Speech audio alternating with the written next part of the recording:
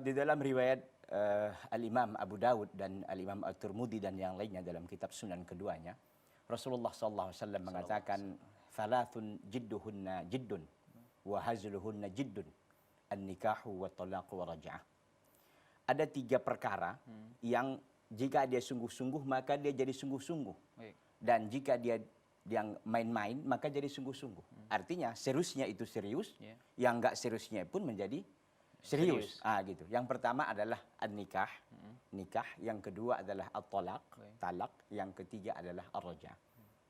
Nah, ini tadi terkait pertanyaannya adalah tentang talak.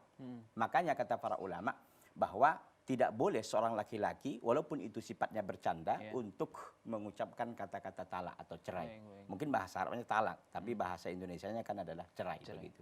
Nah, kalau itu terjadi dan ini dibangun di atas candaan, dia tahu hukumnya gitu. Bahwa memang bercanda sekalipun dalam perkara talak dan perkara nikah dan perkara rujuk itu dianggap serius dalam Islam, dalam agama kita ini. Makanya ketika itu terjadi candaan dan dia tahu bahwa candaan itu bisa jatuh talaknya, maka setelah peristiwa itu ada anak lahir laki-laki umpamanya, tidak sah menjadi wali adik perempuannya.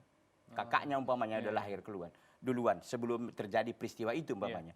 Maka si adikan ini tidak bisa, laki-laki ini umpamanya tidak bisa jadi wali terhadap adik perempuannya. Kenapa? Karena anak itu dianggap sebagai anak di luar nikah. Kenapa? Karena memang ini sudah terjadi talak lalu tidak ada istilahnya kata rujuk atau umpamanya ini berlanjut terus. Candaan ini berulang-ulang umpamanya.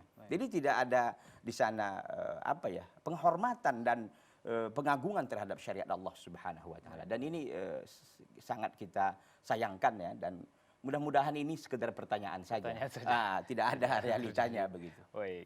Baik, jazakumullah khair Ustaz, dan mungkin itu jawaban dari pertanyaan penanya Mulyana di Banda Aceh.